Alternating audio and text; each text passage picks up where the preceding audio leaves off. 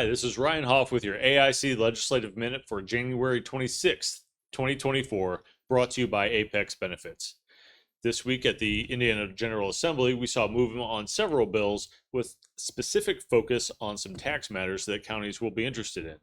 House Bill 1120, which is the main property tax bill in the House, was amended and approved by the House Ways and Means Committee this week.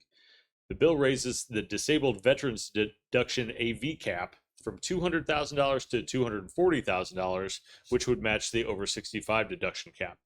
The bill would also make it harder for taxing units to receive an excess levy appeal by increasing the threshold for unit growth over the max levy growth quotient.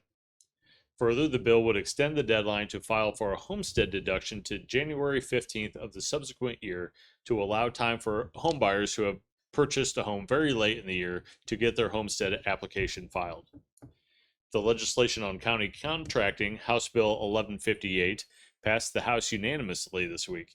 In review, this bill would allow commissioners to identify standard contractual terms that would have to be part of all county contracts, covering legal issues such as indemnification, venue, dispute resolution, termination, and notification.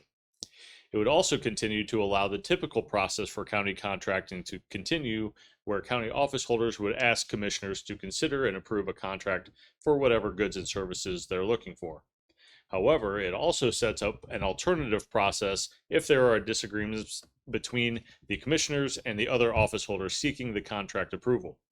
In that alternative process, the county elected office holder could present the commissioners a contract from their vendor of choice so long as the funds have been appropriated.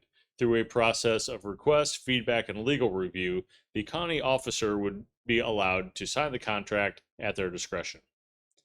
Lastly, the Senate Appropriations Committee heard Senate Bill 285 this week, which would eventually eliminate all property taxes on homesteads.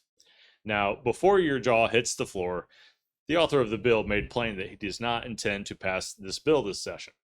However, he is interested in hearing good ideas for how to reduce or eliminate these taxes as part of an overall restructuring discussion with the State and Local Tax Review Commission over the summer. While total elimination of homestead property taxes would have a total fiscal impact of over $4 billion, the Tax Commission will continue to look at tax reform with an eye toward the 2025 legislative session for any significant changes. Your legislative team is looking forward to next week, where we will see the final committee meetings for the first half of session before second and third reading deadlines come the week of February 5th.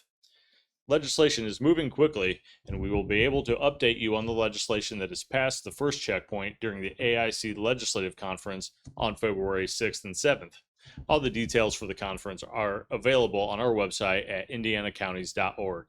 Have a great weekend. This has been your Legislative Minute brought to you by Apex Benefits.